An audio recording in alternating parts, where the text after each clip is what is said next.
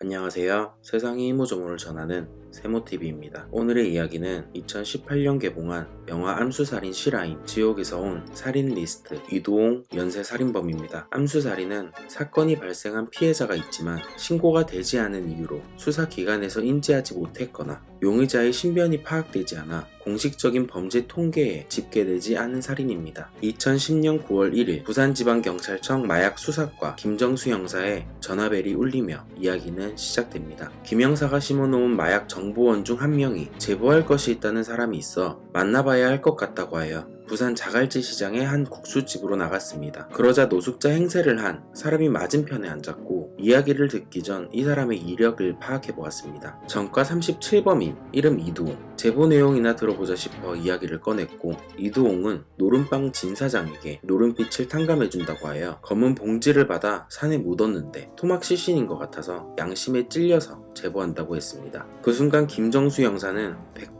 이 사람이 죽였다고 생각하고 더 캐물었습니다. 하지만 이두옹은 잘 기억이 나지 않는다고 얼버무리며 제보하면 돈 300 줄려나? 라는 식으로 이야기를 하였고 김 형사는 이두옹의 페이스에 말리면 안 되겠다는 생각이 들어 이두옹의 말을 끊고 계산하라며 이두옹에게 수표 10만원을 건넸습니다. 자리를 박차고 일어나는 순간 이두옹은 당황한 듯 김 형사의 팔을 잡더니 2003년 대구 신수님이라는 여자를 찾아보라고 하였으며 김정수 형사는 바로 경찰서에 와서 신수님이라는 사람을 시스템으로 검색했습니다. 신수님이라는 사람은 대구에 거주했으며 7년 전에 누군가의 전화를 받고 나갔다가 돌아오지 못했고 그녀에게 폭행을 일삼던 전 동거남이 유력한 용의자였지만 사건 당일 그녀를 불러냈다는 증거가 없었고 시신이 발견된 것이 아니어서 단순 가출인지 범죄인지 알 수 없는 상황이라 지지부진한 수사로 종결되었습니다. 그 동거남이 바로 이두옹이었습니다. 그리고 9월 7일 이두옹이 김 형사에게 다급한 목소리로 전화가 와 할 말이 있으니 혼자 나오라는 말에 자백할 것이라 생각하고 약속 장소로 나갔습니다. 도착한 장소에는 초조한 모습의 이두옹이 있었고 3일만 시간을 주면 다 털어놓겠다고 말했습니다. 김 형사는 화가 났지만 이두옹의 진술이 매우 필요한 상태여서 알겠다고 하고 일어나는 순간 부산 서부경찰서 형사들이 달려들어 이두옹을 살인사건 용의자로 긴급 체포했습니다. 살인사건은 또 다른 사건인 여종업원 살인 및 유기였습니다. 60대 주점 여종업원 황씨는 손님과 나갔고 황씨는 이두옹을 돈이 없다고 무시하여 홧김에 목 졸라 살해한 뒤 야산에 유기했다고 자백했고 신수님씨 사건 암매장 장소도 진술하였습니다. 6월 발골에 이두옹을 동행하여 진행하였지만 신수님씨 매장을 도왔을 뿐이며 살인범의 신상을 묻는 말에만 입을 굳게 닫았습니다. 여종업원 살해 혐의로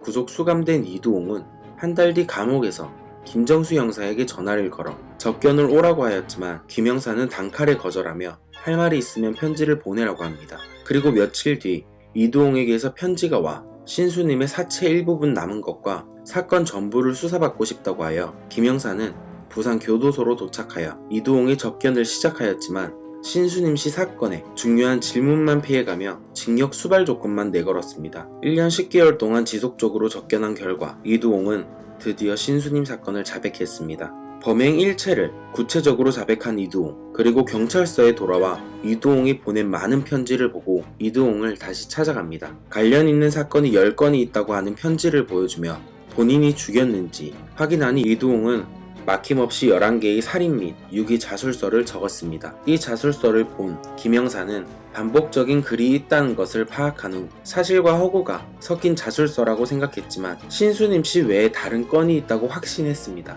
그리하여 마약 수사과에서 형사과로 인사발령 요청하여 조주연 형사와 한 팀을 꾸리게 됩니다. 자술서의 신수님씨 사건과 여종업원 사건은 해결되었으며 다른 3개의 실명이 적힌 사건을 보며 조사했지만 허구였고 자술서에 공통적으로 적힌 단어, 택시, 여자, 매장을 추리하여 조사를 시작했습니다. 이두옹은 2002년부터 2006년까지 택시회사에서 근무를 했던 것으로 확인하였고 한 회사에서 3개월에서 5개월 정도 있었습니다. 그리하여 김 형사는 부산에서 실종사건을 샅샅이 조사하였고 눈에 띄는 한 사람, 이희순, 당시 29살이고 유흥업소에서 일을 했는데 잠깐 누군가를 만나겠다고 나갔으며 실종되었고 실종 당시 2005년 7월 이두옹이 택시를 몰던 시기와 정확하게 일치했고 이두옹을 찾아가 이희순이 섞여있는 여러 장의 사진을 보여주며 죽인 여자가 여기 있냐고 물어보는 질문에 이희순의 사진을 보는 순간 이두홍의 얼굴은 일그러지며 입을 굳게 닫았습니다.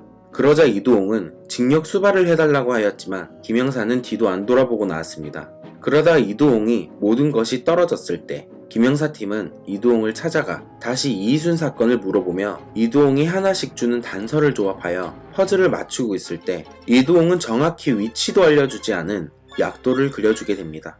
그리하여 일대 산을 찾아다녀 약도랑 같은 곳을 찾아냈지만 묘지를 빼고 다 깎여있는 산자락이며 하필 그곳은 공사 중이었습니다. 하지만 발굴을 진행하였고 끝내 시신을 찾을 수 없었습니다. 김영사가 시신 발굴에 몰두하던 중 이두홍은 신수님 씨에 대한 사건을 자백 번복합니다. 이두홍은 신수님 씨 공소시효를 이용해 살인죄만 피하면 처벌 불가하여 2025년에 출소를 노렸습니다. 하지만 이두홍이 증거를 찾아내기 위해 검찰, 경찰이 대대적인 수사를 펼쳐 2003년 신수님 씨 사건 당일 신수님 집 근처에서 이두홍이 중국집 음식을 배달시킨 기록을 찾아내 재판장에서 이두홍은 무기징역 선고를 받게 되었습니다. 그리하여 또다시 김영사는 다시 이희순 사건을 조사하던 중 2018년 9월 이두홍은 자살을 선택했고 이두홍이 살인 리스트에 있는 사건들은 암수 범죄가 되어 수사에 착수도 하지 못하였습니다. 그리고 이희순 씨 실종 사건도 끝까지 진실을 말하지 않았으며 그렇게 고인의 유체도 찾지 못한 채 이야기는 끝이 났습니다. 이렇게 오늘의 이야기는 여기까지입니다. 마지막까지 시청해주셔서 감사합니다. 구독, 좋아요, 알림 설정은 저에게 큰 힘이 됩니다. 이상 세모TV였습니다.